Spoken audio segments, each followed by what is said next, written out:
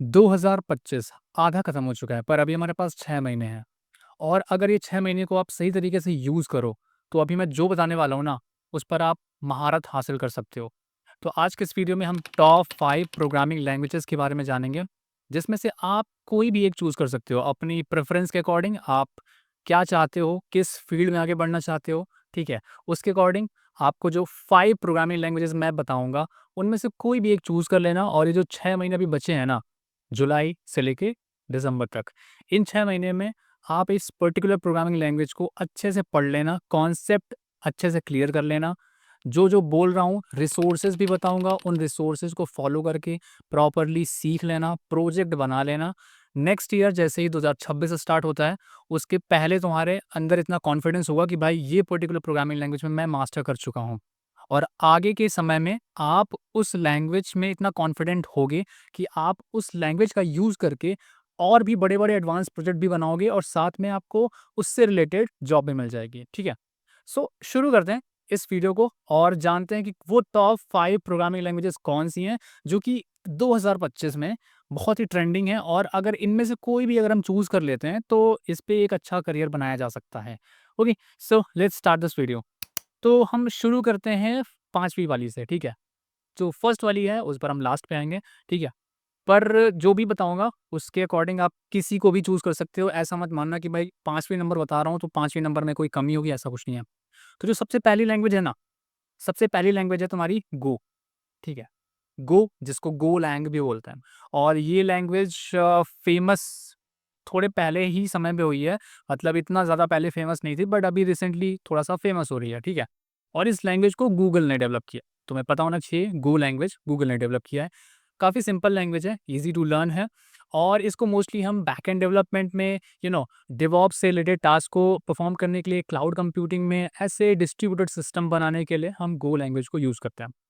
तो सिंपल है, easy to learn है, पर टॉप 5 में ये रखा इसलिए है क्योंकि बहुत सारी कंपनीज़ इसको यूज़ नहीं करती, कुछ रेयर कंपनीज़ ही हैं जो इसको यूज़ करती हैं। बट अगर आप कुछ ऐसा टारगेट करना चाहते हो जिस पर आप कोई डिस्ट्रीब्यूटेड सिस्टम बनाना चाहते हो, क्लाउड कंप्यूटिंग से रिलेटेड कुछ चीज़ें करना चाहते हो, कॉन्करेंसी हैंडल करना आसान होता है इस लैंग्वेज पे यूज़ करके क्योंकि सिंप्लिसिटी होती है इस लैंग्वेज के सिंटैक्स पे और कॉन्करेंसी को काफ़ी अच्छे से हैंडल करता है। सो गो के साथ आप जा सकते हो, गो को गोलैंग भी बोलते हैं, ठीक है? So first one is go language, second one is sequel, sequel या जिसको एसक्यूएल भी बोलते हैं, ठीक है? स्ट्रक्चर्ड क्वेरी लैंग्वेज है बेसिकली। अब इस स्ट्रक्चर्ड क्वेरी लैंग्वेज में कुछ लोग बोलेंगे भाई ये तो प्रोग्रामिंग लैंग्वेज तो नहीं है, बट मैं कहता हूँ ये तो एक प्रोग्रामिंग लैंग्वेज ही है क्योंकि आप डेटाबेस के साथ जो भी बातचीत करते हो, जो भी क्वेरी लिखते हो, डेटा को एंटर करते हो, डेटा को फेच करते हो, डेटा में कोई ऑपरेशन परफॉर्म करते हो, नॉर्मलाइज़ करते हो, डीनॉर्मलाइज़ करते हो, ठीक है? बहुत सारे मल्टीपल टास्क होते हैं जो कि आप एसक्यूएल के थ्रू करते हो।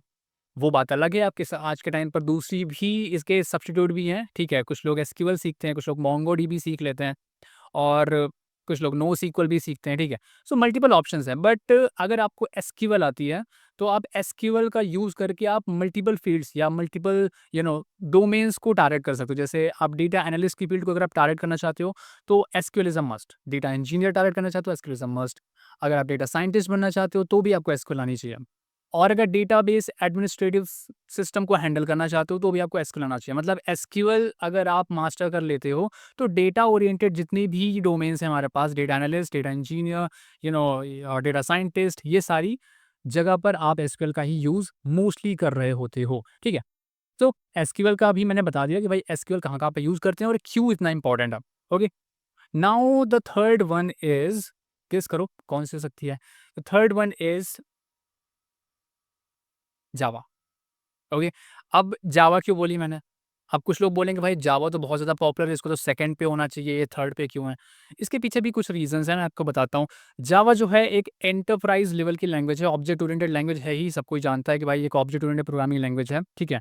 बहुत सारी दूसरी लैंग्वेजेज़ भी हैं जो कि ऑब्जेक्ट ओरिएंटेड प्रोग्रामिंग लैंग्वेजेज़ हैं। जावा इंडस्ट्री में काफ़ी ज़्यादा यूज़ होती है। जावा से आप वेब डेवलपमेंट भी कर सकते हो, जावा से आप माइक्रो सर्विसेज़ बना सकते हो, जावा से आप क्लाउड में भी कुछ एप्लीकेशंस बना सकते हो।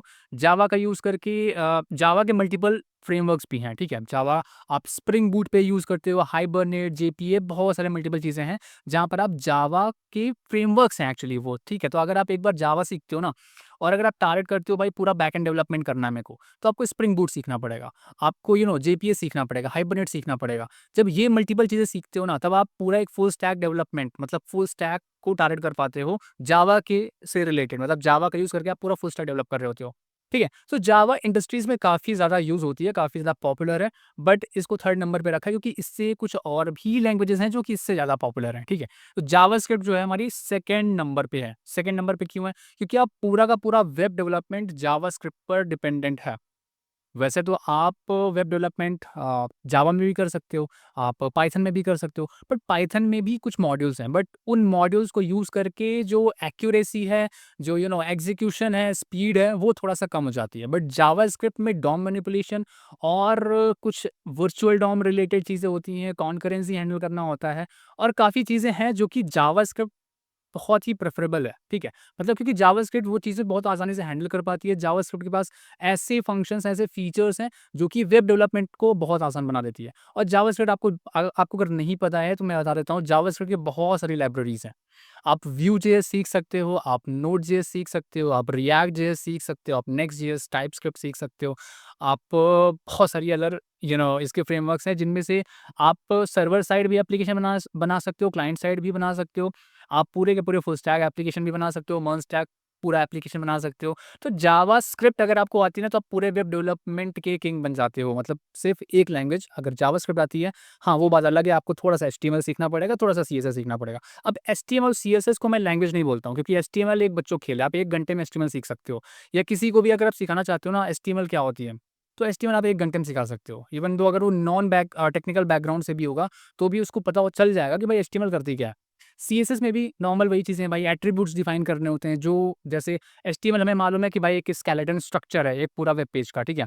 सीएसएस उसके एट्रीब्यूट्स डिफाइन करता है कि भाई कैसे दिखने वाला है लुक वाइज़, पर जावास्क्रिप्ट उस पे जान डालता है। जावास्क्रिप्ट अगर ना हो तो भाई वेब पेजेज़ में कोई जान ही ना हो, मरे-मरे सारे स्टैटिक वेब पेजेज़ तुम्हें मिलेंगे, मतलब डायनामिक कुछ मिलेगा ही नहीं तुम्हें। तो अगर तुम्हें वेबसाइट्स को डायनामिक बनाना है, तुम्हें वेब पेज को डायनामिक बनाना है और इंटरनेट में जो चीज़ें डायनामिक हो रही हैं, तो उसके लिए जावास्क्रिप्ट आनी बहुत ज़रूरी है, ठीक है? तो जावास्क्रिप्ट अगर आप वेब डेवलपमेंट को टारगेट करना चाहते हो, वेब डेवलपमेंट से रिलेटेड बहुत सारी कंपनीज़ हैं, जो कि मर्ज स्टैक करती हैं, मीन स्टैक करती हैं, या फिर फुल स्टैक में बहुत सारी अलग-अलग चीज़ें आती हैं। जैसे कुछ लोग जावा में फुल स्टैक करते हैं, कुछ लोग म मर्न में करते हैं, कुछ सिर्फ़ नोड.जेएस पे काम कर रहे होते हैं, बैक एंड डेवलपमेंट कर रहे होते हैं, ठीक है? कुछ लोग रिएक्ट पे ही काम करते हो, फ्रंट एंड डेवलपमेंट कर रहे होते हैं, कुछ लोग बैक एंड डेवलपमेंट कर रहे होते हैं, कुछ लोग पूरा का पूरा फुल स्टैक डेवलपमेंट कर रहे होते हैं। बट जावास्क्रिप्ट को कोर फंडामेंटल की तरह यूज़ करते हैं, बट इसके फ्रेमवर्क्स होते हैं। बट अगर आपको जावास्क्रिप्ट एक बार अच्छे से आ जाती है, तो आप इसके फ्रेमवर्क्स को भी आसानी से सीख सकते हो। फ्रेमवर्क्स में और कुछ नहीं है, इसके कुछ एक्स्ट्रा मॉड्यूल्स आपको मिल जाते हैं, कुछ सिंप्लिसिटी मिल जाती है, आप चीज़ों को आसान कर देते हो, ठीक है? तो जावास्क्रिप्ट अगर आप वेब डेवलपमेंट को टारगेट करते हो, तो जावास्क्रिप्ट इज़ अ मस्ट, ठीक है? अब तुम्हें समझ में आ गया कि भाई टॉप 5 में से 4 तो बता चुका हूँ, मतलब सेकंड तक आ चुका हूँ, बट अब फर्स्ट वाली कौन-सी है? आप लोगों में से काफ़ी लोगों ने गेस भी कर लिया होगा, ऑफ कोर्स पाइथन है भाई, पाइथन। पाइथन क्यों फ पाइथन क्यों फर्स्ट पे है? तुम्हें पता होना चाहिए कि एआई के ज़माने में एआई फ्यूचर भी है, हमें सबको पता है, एआई टूल्स बहुत सारे आ चुके हैं। लगभग-लगभग मतलब लाखों करोड़ों टूल्स, करोड़ों तो नहीं बट लाखों मिलियंस ऑफ टूल्स हैं हमारे पास, ठीक है? जो कि डिफरेंट-डिफरेंट टास्क को परफ़ॉर्म करते हैं। कुछ ऐसे एआई टूल्स भी हैं जो कि मल्टीपल चीज़ें कर सकते हैं। कुछ ऐसे टूल्स भी हैं जो कि यू नो एक डेडिकेटेड चीज़ें हैंडल करते हैं। कुछ डेडिकेटेड मॉड्यूल्स हैं, जैसे आप इमेज को प्रोसेस करना है, उसके लिए कुछ अलग मॉड्यूल्स हैं। कुछ कुछ एआई टूल्स हैं जो प्रेज़ेंटेशन बनाते हैं। कुछ एआई टूल्स हैं जो कि आपके वीडियोज़ बना देते हैं। कुछ एआई टूल्स हैं जो कि आपका थंबनेल वगैरह डिज़ाइन कर देते हैं। कुछ एआई टूल्स हैं टैग्स जनरेट कर देते हैं, ठीक है? तो सबके अपने-अपने काम हैं। कुछ होते हैं पूरे वेबसाइट बना देते हैं, पूरा फ्रंट एंड, पूरा बैक एंड, या फिर सर्वर से रिलेटेड भी चीज़ें कुछ कर पाते होंगे, आई डोंट नो, बट ऐसे कुछ टूल्स ज़रूर होंगे जो कि वो चीज़ें भी हैंडल कर पाते होंगे, ठीक है? पर तुम्हें पता होना चाहिए कि अगर पाइथन से तुम बहुत कुछ कर सकते हो। अगर पाइथन, सबसे पहले तो एक चीज़ ये है कि पाइथन बहुत ही आसान होती है। आप अगर 4th क्लास का कोई बच्चा है, उसको पाइथन सिखाओगे, बेसिक कॉन्सेप्ट अगर सिखाओगे, वो बहुत जल्दी ग्रैब कर लेगा, मतलब इतना आसान होता है। पाइथन मतलब एक तरीके से तुम ऐसे मान सकते हो, इसके बेसिक अगर आपको सीखना है ना, तो जैसे हम इंग्लिश में किसी से कम्युनिकेट कर रहे होते हैं ना, वैसे ही पाइथन है। बट आप जब एडवांस पे जाते हो, इसके मॉड्यूल्स यूज़ करते हो, जैसे कोई फ्रेमवर्क यूज़ करते हो, ज़ेंगो यूज़ कर रहे हो, या फिर इसके डिफरेंट अगर डेटा को हैंडल करना चाहते हो, तो मैटप्लॉटलिब, पांडास, नमपाई, ये सारी चीज़ें आपको यूज़ करना पड़ता है। बट ये इसके डिफरेंट मॉड्यूल्स या फ्रेमवर्क्स बोल सकते हो, ठीक है? तो इसके अलग-अलग मतलब मल्टीपल सेगमेंट में एक तो यूज़ होता है। आप इससे डेटा साइंस की फ़ील्ड में भी इसको यूज़ करते हो, आप इसको वेब डेवलपमेंट में भी यूज़ करते हो, आप इसको बैकएंड भी बनाते हो, आप इससे गेम भी बना सकते हो। तो मतलब मल्टीपर्पज़ लैंग्वेज है। और मल्टीपर्पज़ अगर मैं सिर्फ़ पाइथन की बात करूँ, भाई पाइथन में ही नहीं होता। आप मल्टीपर्पज़ जावा को भी बना सकते हो, मतलब काफ़ी चीज़ें इससे हैंडल कर सकते हो। बट परफ़ॉर्मेंस और वो स्पीड वगैरह का थोड़ा-सा खेल हो जाता है, ठीक है? बट पाइथन कहीं-कहीं पर बहुत ज़्यादा एडवांस होती है क्योंकि आप इससे ऑटोमेशन काफ़ी अच्छा आसानी से कर सकते हो, ठीक है? इसके काफ़ी सारे ऐसे फ्रेमवर्क्स मिल जाते हैं जिससे ऑटोमेशन करना काफ़ी आसान हो जाता है। इससे आप डेटा साइंस वाली चीज़ें कर सकते हो, मशीन लर्निंग, एआई ये सारी चीज़ें पाइथन में पॉसिबल हैं क्योंकि इसके अंदर बहुत सारे ऐसे मॉड्यूल्स हैं जो कि यूज़ करके आप ये सारी चीज़ें आसानी से कर सकते हो। तो पाइथन का एरिया वास्ट है। अगर आप पाइथन ही सीख रहे हो, तो आपके पास अपॉर्च्युनिटी की कोई कमी नहीं है। बट अगर थोड़ा-सा सेग्रीगेट करना चाहते हो अपनी अपॉर्च्युनिटीज़ को, आप जावा सीख सकते हो। अगर आप पूरा का पूरा वेब डेवलपमेंट में ही टारगेट करना चाहते हो, आप जावास्क्रिप्ट सीख सकते हो। अगर आप डेटा वाली फ़ील्ड को टारगेट करना चाहते हो, भाई आप सीक्वल सीख लो, पाइथन भी सीख लो साथ पे। क्योंकि एक लैंग्वेज तो आना ज़रूरी है क्योंकि और एसक्यूएल एक तरीके से आप बैकएंड या डेटाबेस को हैंडल करने के लिए काफ़ी एफिशिएंट है। पर अगर आप पाइथन सीख लेते हो तो चीज़ों को ऑटोमेट कर पाओगे। ETL process that is extract, load and transform, ठीक है? तो वो परफ़ॉर्म करने के लिए डेटा पर वो चीज़ें परफ़ॉर्म करने के लिए आप पाइथन का यूज़ कर सकते हो। अदरवाइज़ जो टूल्स होते हैं हमारे पावर बीआई या जिसके अंदर हम पावर क्वेरी यूज़ कर रहे होते हैं, टैबलू अगर यूज़ करना है तो उसके अंदर भी मल्टीपल फंक्शंस होते हैं, मल्टीपल चीज़ें होती हैं जिनका यूज़ करके आप ईटीएल परफॉर्म कर सकते हो ईज़िली। बट स्टिल आप पाइथन का यूज़ करके भी कर सकते हो। तो अगर आप सिर्फ़ डेटा ओरिएंटेड चीज़ें टारगेट कर रहे हो तो आप एसक्यूएल प्लस पाइथन सीख सकते हो। वेब डेवलपमेंट टारगेट करना चाहते हो तो सिर्फ़ जावास्क्रिप्ट सीख सकते हो। आप इंडस्ट्री बेस्ड प्रोजेक्ट बनाना चाहते हो या फिर एंटरप्राइज़ लेवल की एप्लीकेशन बनाना चाहते हो, सो आप जावा के साथ जा सकते हो। गो लैंग्वेज आप अगर सिर्फ क्लाउड ओरिएंटेड चीज़ें बनाना चाहते हो, तो क्लाउड ओरिएंटेड चीज़ें आप गो में काफ़ी आसानी से कर सकते हो, ठीक है? तो एरिया वाइज़ ये चीज़ें इनकी प्रेफ़रेंसेस होता है, ठीक है?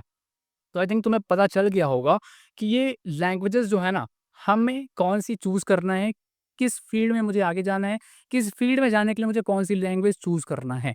आई थिंक इतना क्लैरिफ़ाई आज तक किसी ने नहीं किया होगा और ये चीज़ें मैंने तुम्हें क्लैरिफ़ाई कर दिया है। अब मैं तुम्हें कुछ रिसोर्सेज़ भी शेयर करूँगा जिनका यूज़ करके ये लैंग्वेजेज़ आप सीख सकते हो, ठीक है? सबसे पहले मैं आपको एक चीज़ दिखाना चाहता हूँ।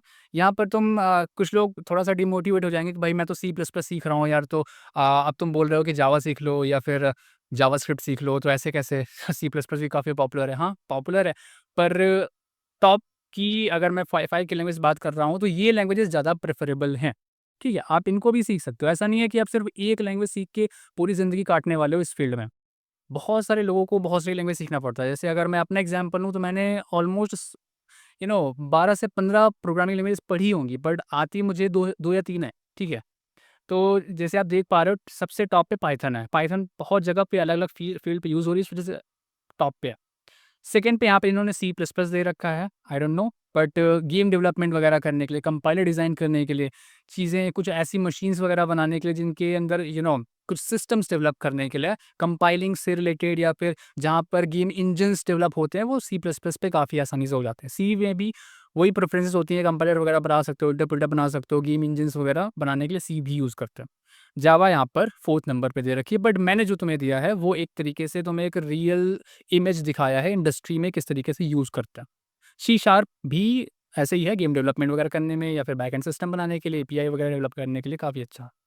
जावास्क्रिप्ट फिलहाल यहाँ पर थोड़ा-सा रेटिंग-वेटिंग यहाँ पर डाउन दिख रही है, बट जावास्क्रिप्ट पूरा वेब डेवलपमेंट पर बेस्ड है, ठीक है? अगर आपको वेब डेवलपमेंट सीखना है तो जावास्क्रिप्ट सीखना पड़ेगा। वैसे बहुत सारी प्रोग्रामिंग लैंग्वेजेज़ हैं, सबका यहाँ पर कुछ तो मुझे लगता है गलत ही दे रखा है, बट जितना मुझे पता है, जितना मैंने इंडस्ट्री पे देखा है, आप अगर डेटा ओरिएंटेड फ़ील्ड को टारगेट करना चाहते हो, आपको एसक्यूएल आनी चाहिए, ठीक है? अब एसक्यूएल अगर सीखना है, तो इससे बढ़िया आपको कोई वेबसाइट नहीं मिल सकती, जहाँ पर आपको एसक्यूएल भरपूर मात्रा में यहाँ पे सीखने को मिलता है। मतलब आप सबसे पहले एक-एक सेगमेंट, एक-एक लेसन्स को उठाओगे, बढ़िया मस्त तरीके से सीखोगे। इंट्रोडक्शन सीख लेना पहले, फिर यूजिंग एसक्यूएल इन मोड, ठीक है?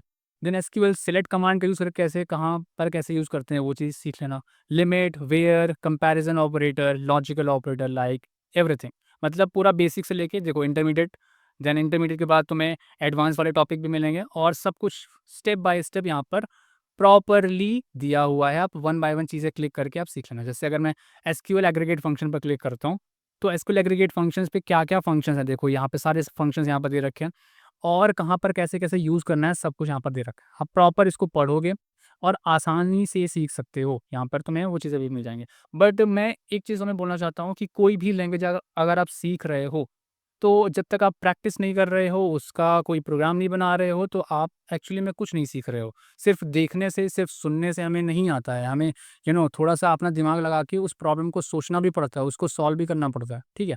तो अगर ये सारे स्टेप परफ़ॉर्म करते हो, तो वो लैंग्वेज आपके दिमाग में छप जाती है और फिर आप नहीं बोलते हो।